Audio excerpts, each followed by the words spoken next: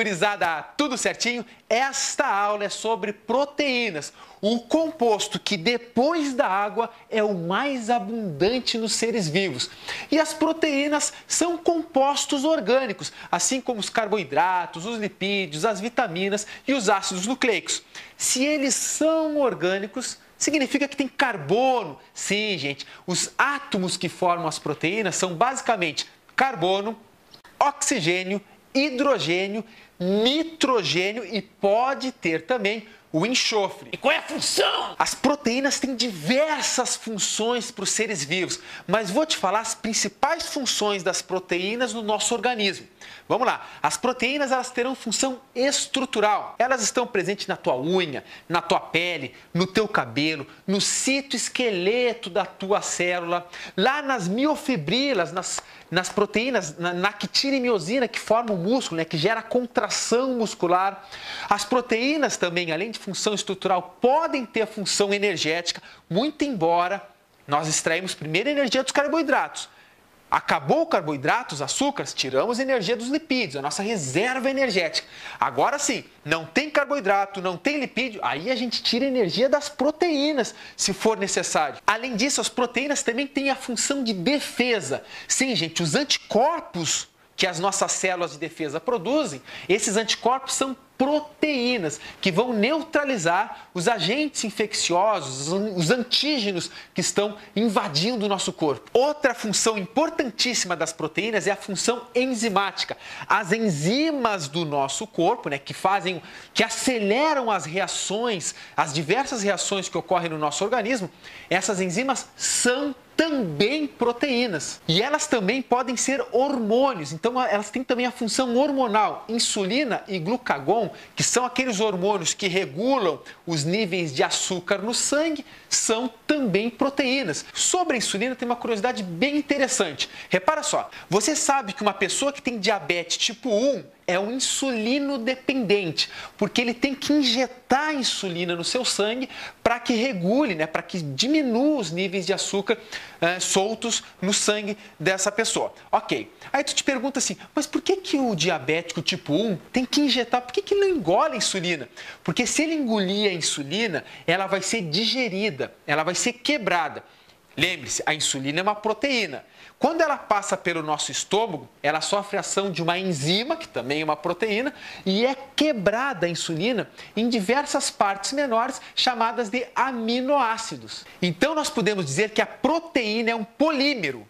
É uma molécula muito grande, formada por moléculas menores que se repetem. Essas moléculas menores são chamadas de monômeros. E no caso das proteínas, os monômeros são os aminoácidos. Cada uma das centenas de milhares de proteínas que existem, então, são formadas por aminoácidos. Agora, repare, existem apenas 20 tipos de aminoácidos diferentes que formam as proteínas. Esses aminoácidos se combinam de forma diferente, em ordem diferente, em quantidades diferentes, para formar essas diferentes proteínas. Mas então vamos entender como é um aminoácido. Olha só essa imagem. Um aminoácido tem basicamente um carbono central, fazendo 4 ligações simples. Essas ligações serão com um hidrogênio, olha só, um grupamento amina, que se chama grupo amina, e um grupamento ácido carboxílico. Repara que o grupo amina, juntamente com o grupo ácido carboxílico, forma um nome, gera o nome do aminoácido. Amino, do grupo amina, ácido, do grupo ácido carboxílico. Aminoácido. Agora, o que vai diferir um aminoácido do outro é o tipo de radical que está ligado a esse carbono. Esse aminoácido pode ser lisina, prolina, alanina, eles são tudo igual, exceto pelo radical. É importante falar que os aminoácidos eles podem ser essenciais ou naturais. Aminoácidos essenciais são aqueles que o nosso corpo não produz. Então é essencial a gente ingeri-los a partir de alimentos. Já os aminoácidos naturais são aqueles que o nosso corpo produz. Ou seja, desses 20 aminoácidos, alguns deles a gente tem que ingerir por fontes de alimento. Os outros a gente produz. Agora, existem os aminoácidos que são chamados semi-essenciais, que são aqueles que o nosso corpo produz. só que em quantidades insuficientes. Portanto, devemos complementar eles pela alimentação. Agora que a gente já sabe que um aminoácido, que a união de diversos aminoácidos formam uma proteína, a gente tem que estudar como se dá a ligação entre esses dois aminoácidos. E repara, é uma ligação famosíssima, chamada de ligação peptídica. Ou seja, a ligação entre dois aminoácidos é uma ligação peptídica.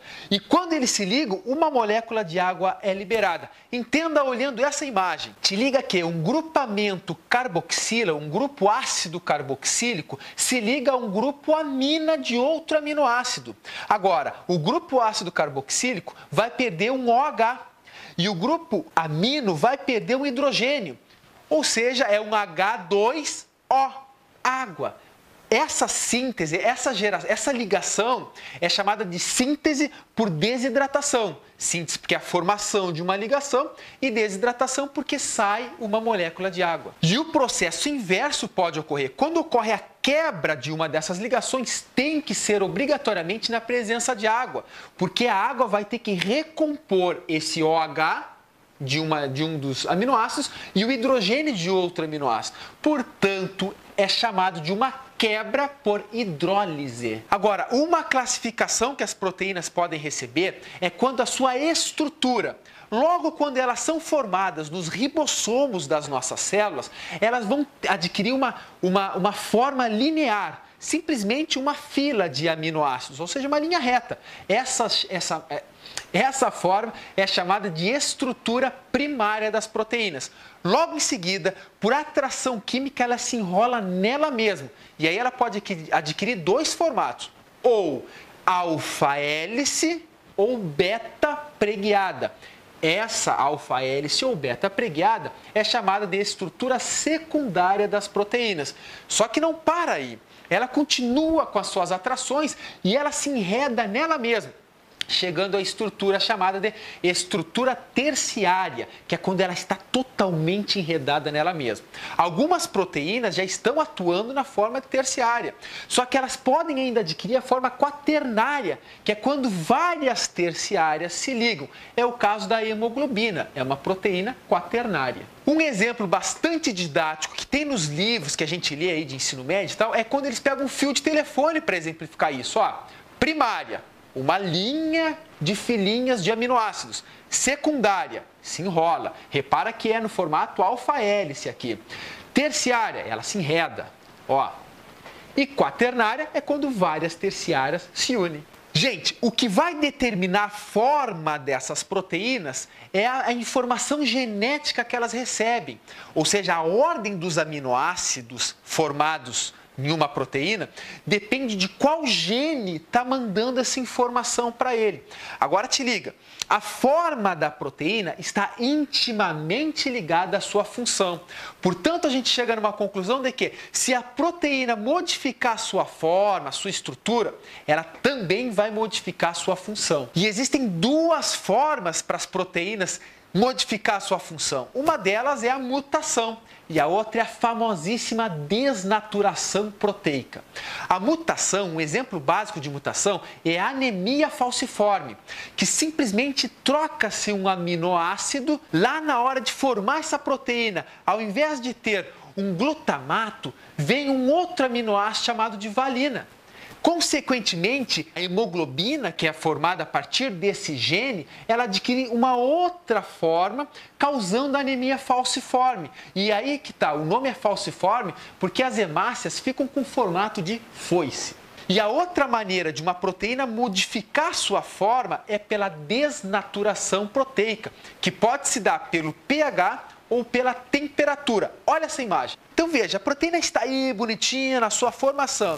Se ela se expõe a uma temperatura que ela não está adaptada, que ela não tem como trabalhar, essas ligações entre esses aminoácidos, né, dessa proteína, perde força e ela modifica a sua forma.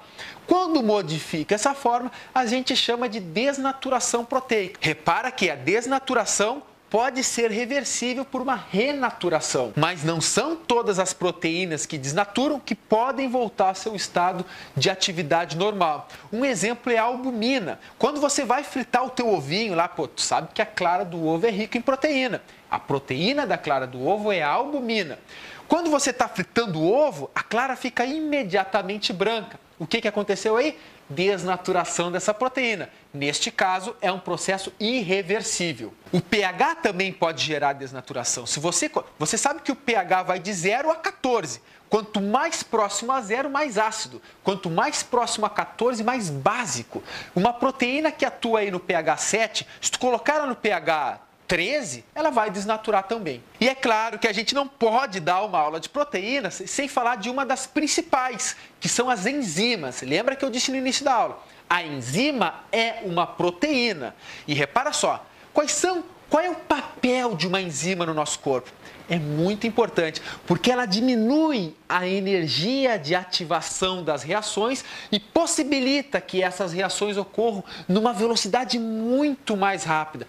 É o velho exemplo do tiozão carregando uma pedra em cima da montanha. Sem enzima, ele vai ter muito mais trabalho, ele vai ter que empurrar essa pedra lá por cima, enquanto que com enzima é muito mais fácil, ele praticamente vai em linha reta carregando isso. É esse um exemplo super didático sobre como as enzimas atuam no nosso corpo. Pessoal, existem vários tipos de enzimas, muitos tipos de enzimas, e elas são extremamente específicas ao substrato, a qual reação ela vai fazer.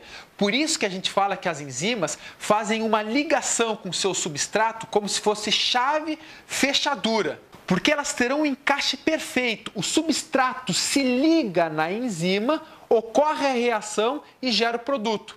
É muito importante você saber que depois da reação que a enzima gera, ela continua intacta, pronta para atuar novamente na mesma reação com um outro substrato. Existem dois fatores que podem influenciar diretamente a atividade enzimática no nosso corpo. São eles, novamente, o pH e a temperatura. Lembra? A enzima vai ter uma temperatura ótima de atividade. Essa temperatura, por exemplo, no nosso corpo, as enzimas que estão atuando no nosso corpo vão ter uma temperatura média de funcionamento lá pelos 36,5. Se sobe a temperatura, chega a 39, a atividade enzimática diminui um pouco. A mesma coisa acontece se a nossa temperatura diminui. Repara no exemplo desta enzima, dessa proteína. Aqui ela tem atividade ótima nos 30 graus. Se a temperatura aumenta, a sua atividade enzimática naquela determinada reação diminui. O mesmo ocorre caso a temperatura diminua dos 30 graus. E como é que o pH interfere nisso? Olha, depende de onde está. Se for uma enzima que está no teu estômago, chamada de pepsina, ela vai ter um pH ótimo próximo a 2. Ou seja, ela atua num pH muito baixo, ou seja, num ambiente muito ácido. Se o pH do teu estômago vai lá para 4, 5, a atividade da pepsina diminui. Ela não vai ser tão eficiente. Então, repara que a temperatura e o pH estão intimamente ligados à atividade enzimática. Só para fechar, os livros didáticos poderão te trazer uma outra classificação para as proteínas, que serão as proteínas simples, quando é só proteína, ou proteínas conjugadas, quando elas estão associadas a outros elementos. Por exemplo, as glicoproteínas, que são proteínas associadas à glicose, ou as lipoproteínas, que são proteínas associadas a lipídios. E assim chegamos ao final de mais uma videoaula. Não se esquece de me procurar lá no Facebook, o mesmo nome, Biologia com Samuel Cunha. Dá o teu like, o teu joinha, né? Faz a tua inscrição no canal e fica aqui o meu grande abraço e o grande agradecimento. Até o próximo vídeo.